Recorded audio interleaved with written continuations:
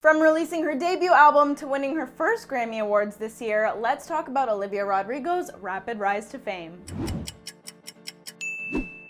Olivia Rodrigo has had a successful year, to say the least. She went from new and emerging artist to breakout star, becoming a household name in a matter of months. And amongst this whirlwind of a year, you might be wondering, how did Olivia Rodrigo become so famous? Well, she's not as new to the industry as you might think. In 2015, Olivia Rodrigo was only 12 years old when she landed her first TV commercial for Old Navy. Also in 2015, Olivia Rodrigo starred in a film called An American Girl, Grace Stirs Up Success. It's a family comedy drama and she played the role of Grace Thomas. The following year, in 2016, Olivia played the role of Paige Olvera in a Disney Channel show called Bizarre. She was one of the main characters on the show for 3 seasons before it got canceled in 2019. It was on the show that Olivia was able to showcase her musical talents and singing abilities for the first time. Fast forward to 2019, Olivia played one of the lead roles in the reboot of High School Musical called High School Musical, the series. Given the fact this was a High School Musical reboot, the role was more geared towards singing, gave Olivia the opportunity to see her High School Musical tracks showing up on the US charts.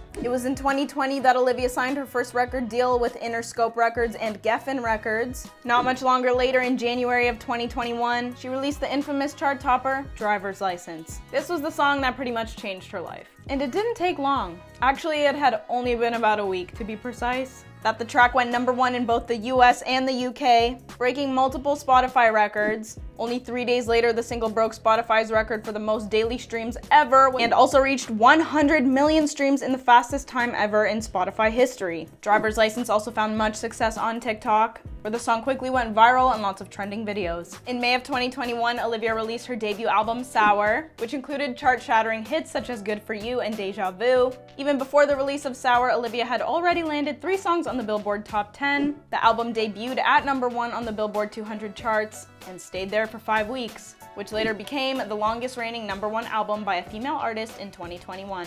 Olivia Rodrigo was a child star before we even really knew her. All the recognition her music has received this year, her 3 Grammy Awards, are extremely well deserved. And all I gotta say to her is, good for you, Olivia. Good for you. For you, I guess you moved on really easily.